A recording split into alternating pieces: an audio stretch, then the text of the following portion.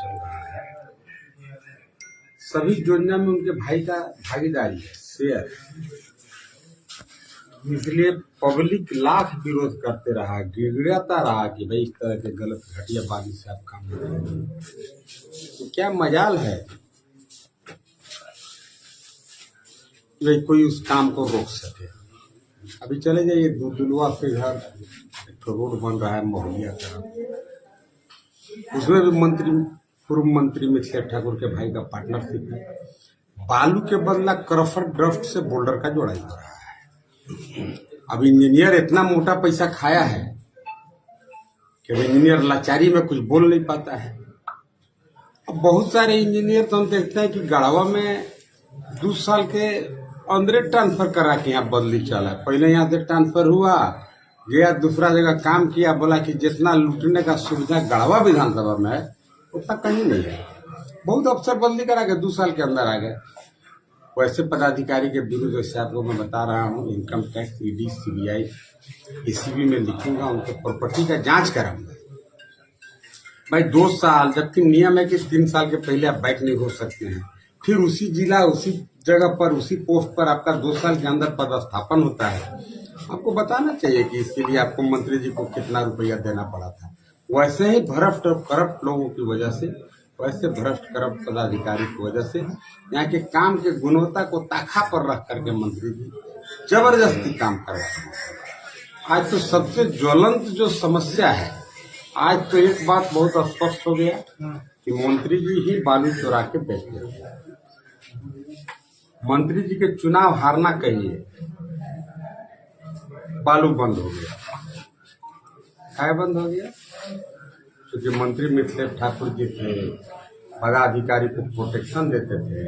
2700 रुपया ट्रैक्टर को जमा करिए, रात भर बालू चुराइए, लेकिन आज बंद है टोटल। अब तो यही कहेंगे पदाधिकारी लोग से कि अरे यार ज्यादा अन्याय भगवान भी है। पदाधिकारी को भगवान अपने को जो समझने का भूल कर रहे हैं, उनका मिस्टेक है। आप मंत्री मिथिलेश ठाकुर थे, आप बालू चुराते थे, पैसा कमा कमा के गांव में भेज दिए, सार के नाम पर जमीन खरीद लिए, बहनोई के नाम पर जमीन खरीद ली, भाई के नाम पर जमीन खरीद ली, और सोचते हैं कि ईडी और इनकम टैक्स वाला पकड़िए नहीं पाएगा। सब पकड़ लेगा, सब पैसा, ये गढ़वा का पैसा गढ़वे रह जाएगा, सब लुटा जाएगा, सीज हो जाएगा। अभी विधानसभा में देखिए, इस बात को हम मजबूती से उठाएंगे। पूर्व मंत्री मिथिलेश ठाकुर के जमाने में अवैध इलीगल बालू का काफी दोहन हुआ, शोषण हुआ। उत्तर प्रदेश, दिल्ली गया, ट्रक से उसको छोड़िए, ट्रैक्टर वाले कम से कम 2700 रुपया जमा करते थे। उसमें मोटा पैसा मंत्री जी के पास, पूर्व मंत्री के पास जाता था। बाकी पैसा में सिपाही, दरोगा, हवलदार, एसपीटी सब बांटते होंगे। जैसे ही वो चुनाव हारे, लोकल सप्लाई भी बालू का बंद हो गया। अब विधानसभा में जाऊंगा, इस बात को मजबूती से रखूंगा भी कि बालू तो हर हाल में फ्री करिए।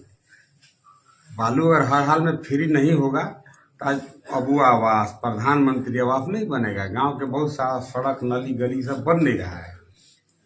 अब 2700 रुपया अगर एक ट्रैक्टर वाला रात के अगर थाना में जमा करता था, फिर रात भर बालू ढोता था, तो स्वाभाविक है 5000 रुपये ट्रैक्टर बालू बिकता था। यही सब है, इस पर रोक लगेगा। रंका रमकंडा में पुल पुलिया निर्माण हो रहा है, सड़क निर्माण किया जा रहा है। बिना सड़क के पुल पुलिया बन रहा है, बिना सड़क के पुल पुलिया बन जा रहा है। क्या कहेंगे? बालू जो मिट्टी युक्त है, कई जगह ग्रामीण काम रोक दिया। रंका का देखिए, स्पेसिफिक उस पुल के बारे में हम बता रहे हैं, उसको हम भी अनुशंसा किए थे। रियल में जहाँ दोनों तरफ से अप्रोच था, सड़क के बीचों बीच नदी में ही पुल बनाना था, वहीं पर हम लोग प्रपोजल भी दिए थे। लेकिन अभी मंत्री जी के भाई का हर जगह ठेकेदारी है। वो ठेकेदार कहाँ पर पुल बनाने से कम पैसा लगेगा, कम मेहनत लगेगा, भले रोड है चाहे नहीं है, बात जबरदस्ती वहां पर पुल बना रहा है। और हास्यास्पद जवाब देखिए इंजीनियर का।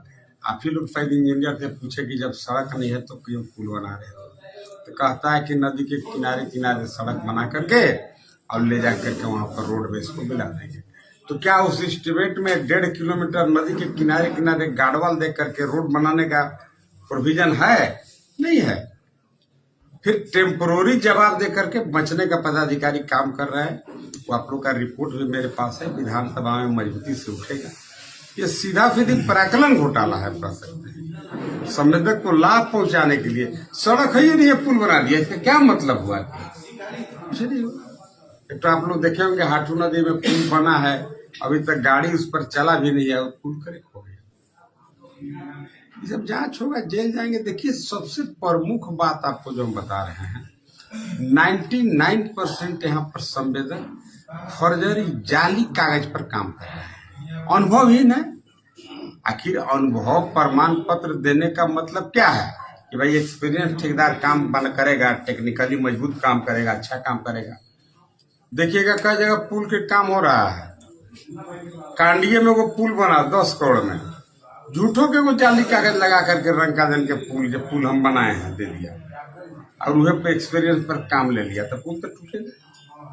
आज गढ़वा के 90% संवेदक जाली कागज लगा करके और उसी को अपना अनुभव प्रमाण पत्र के रूप में बना करके काम लिए हैं। अभी तो शपथ भी नहीं हुआ है, 9 से 12 तक है शपथ का। शपथ के बाद वैसे सभी संवेदक के विरुद्ध जांच कमेटी बैठेगा और लोग को 420 दफा में जेल भेजेंगे, फॉरफिट कराएंगे सिक्योरिटी, और जेल जरूर भेजेंगे उस सब ठेकेदार को जो जाली कागज लगा करके काम लिए हैं।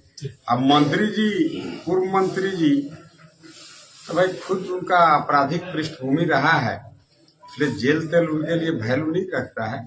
लेकिन अपने तक गए, उनको लगता है कि 50 वो ठेकेदार को भी डुबा के चले, 50 ठेकेदार बेचारे जेल में जाएंगे।